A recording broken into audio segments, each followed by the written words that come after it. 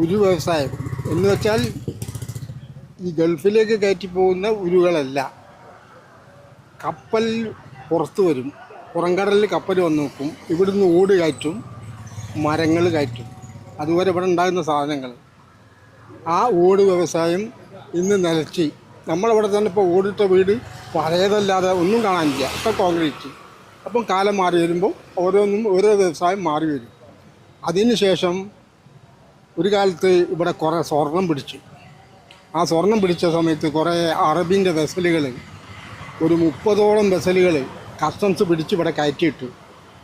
അതിൻ്റെ കേസും കാര്യങ്ങളൊക്കെ കഴിഞ്ഞതിന് ശേഷം അത് ലേലം ചെയ്ത് വിറ്റത് ആർക്കാണെന്നറിയോ? അറബിൻ്റെ ബിനാമികൾക്ക്. അറബിൻ്റെ ബിനാമികൾ അത് വന്ന് റിപ്പയർ ചെയ്ത് ഇറക്കിക്കൊണ്ടുപോയി. അപ്പോൾ ഇറക്കാൻ നേരത്താണ് അറബികളൊക്കെ വരിക, വന്നൊക്കെ നോക്കി അപ്പോൾ അവർ കണ്ട് ഇവിടെ പണിക്കാരുണ്ട്, ഇത് പണിയെടുക്കാനുള്ള ആശാരിമാരുണ്ട്, മേസ്തിരിമാരുണ്ട്, അതുപോലെ ഇത് ഇറക്കാനുള്ള തൊഴിലാളികളുണ്ട്, പിന്നെ അതിൻ്റെ കോച്ചിങ് കൽപ്പാട്ടെന്ന് പറയും,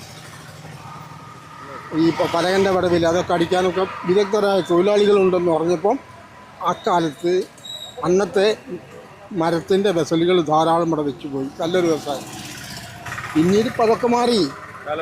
ഇപ്പം ഒക്കെ ഇരുമ്പിൻ്റെ വെസലുകളാണ്, ബാർജുകൾ ഒക്കെ ഇരുമ്പ് കൊണ്ടാണ് ഒക്കെ ഉണ്ടാക്കിക്കൊണ്ടിരുന്നത്.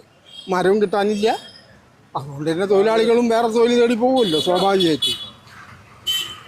പഴയ പ്രതാപത്തിലേക്കൊക്കെ തിരിച്ചു പോകണമെങ്കിൽ പഴയ പ്രതാപത്തിലേക്ക് തിരിച്ചു പോവില്ല, പുതിയതെന്തെങ്കിലും കണ്ടെത്തി കൊണ്ടുവരിക വേണ്ടത്. പിന്നൊന്ന് മത്സ്യമേഖലയാണ് ഇവിടുത്തെ പ്രധാന മേഖല, തൊഴിൽ മേഖല. അപ്പം ഫിഷിംഗ് ഹാർബർ അപ്പുറത്താണ്. നിങ്ങൾക്ക് അവിടെ പോയാൽ കാണാം. നിങ്ങൾക്ക് അവിടെ പോയാൽ ആരും മലയാളം പറയുന്നവരുണ്ടാവില്ല.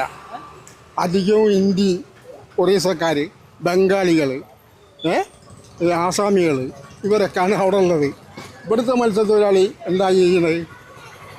വില പറഞ്ഞയച്ച് അവരുടെ കമ്മീഷൻ വാങ്ങിയിട്ടും അവർക്ക് ഉള്ളത് എന്തെങ്കിലുമൊക്കെ ചെയ്തു കൊടുത്ത് കൈ നനയാതെ മീൻ പിടിക്കുന്നവരാണ് ഇവിടുത്തെ തൊഴിലാളികൾ. മത്സ്യത്തൊഴിലാളിയാണ്. മത്സ്യത്തൊഴിലാളിൻ്റെ എല്ലാ ആനുകൂല്യങ്ങളും അവർ പറ്റുന്നുണ്ട്.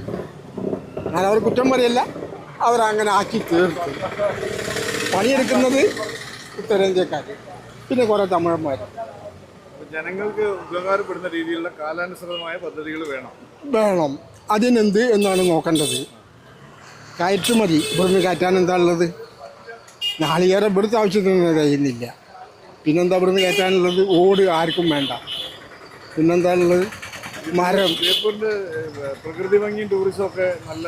ടൂറിസം പോകുന്നുണ്ടല്ലോ, ആ വകയിൽ തന്നെ എത്രയോ ആളുകൾ തൊഴിലെടുക്കുന്നുണ്ട്. തൊഴിലെടുക്കുക എന്ന് പറഞ്ഞാൽ സ്വയം പര്യാപ്തത. എങ്ങനെ ചില്ലറ കച്ചവടം ചെയ്തിട്ട് വൈകുന്നേരം പോയാൽ അറിയാം, പുലിമുട്ടിലേക്ക് പോയി കറങ്ങിയ കുറേ ആളുകൾ അതുകൊണ്ട് ജീവിക്കുന്നുണ്ട്. ആ രീതിയിലൊക്കെ കൂടുതൽ പദ്ധതികൾ വേണം എന്നാണ്. ആ രീതിയിലൊക്കെ തന്നെ മാറ്റി കൊണ്ടുവരണം. ടൂറിസം എന്ന് പറയുമ്പം കുറേ ആൾ വന്ന് പോയിട്ട് എന്താ കാര്യം എന്ന് വിചാരിക്കും. അതൊരു വ്യവസായമാണ്. അത് വകയിൽ ഒരുപാട് ആളുകൾക്ക് ജീവിക്കാം, തൊഴിലെടുക്കുക ഒക്കെ ഉണ്ടാവും. ഇപ്പം കുറേ ആൾ കൂടെ വന്ന് ബസ്സിൽ ആണ് ആളുകൾ വരുന്നത് അധികവും, ഭൂരിപക്ഷവും. പിന്നെ കാറുമായിട്ട് വരുന്നവരുണ്ട്, നടന്നു വരുന്നവരുണ്ട്, സ്കൂട്ടറിൽ വരുന്നുണ്ട്, ഒക്കെ ഉണ്ട്. എന്നാലും ആ ബസ് തൊഴിലാളികൾക്കൊക്കെ അതിൻ്റെ ആനുകൂല്യം കിട്ടൂലേ? അങ്ങനെ ഒരുപാട് അനുബന്ധമായിട്ടുള്ളതുണ്ട്. അതിനൊക്കെ പശ്ചാത്തല സൗകര്യങ്ങൾ ഒരുക്കി കൊടുക്കലാണ്. അതിങ്ങനെ ഒരുക്കിക്കൊണ്ടിരിക്കുക. ഇപ്പോൾ ചെറുവണ്ണൂർ അവിടെ നിങ്ങൾ വരുമ്പോൾ കണ്ടുണ്ടാവും, ആ പുതിയ പാലം പണി. അത് കഴിഞ്ഞാൽ അരീക്കാട് വരും. അങ്ങനെ മൊത്തത്തിലൊരു സെറ്റപ്പിലേക്ക് വരും. എന്തായാലും കഴിഞ്ഞ 10 കൊല്ലത്തിനിടയ്ക്ക് വമ്പിച്ച മാറ്റം കേരളത്തിലുണ്ടായിട്ടുണ്ട്, അങ്ങോളം ഇങ്ങോളം. അതിൻ്റെ ചലനങ്ങൾ വേപ്പലും ഉണ്ടായിട്ടുണ്ട്, ഒരു സംശയമില്ല ആർക്കും. ഏറ്റവും പുതിയ വാർത്തകളും വിശേഷങ്ങളും വിരൽ തുമ്പിലറിയാൻ സീ മലയാളം ന്യൂസ് എല്ലാ ഡിജിറ്റൽ പ്ലാറ്റ്ഫോമുകളിലും ലഭ്യം.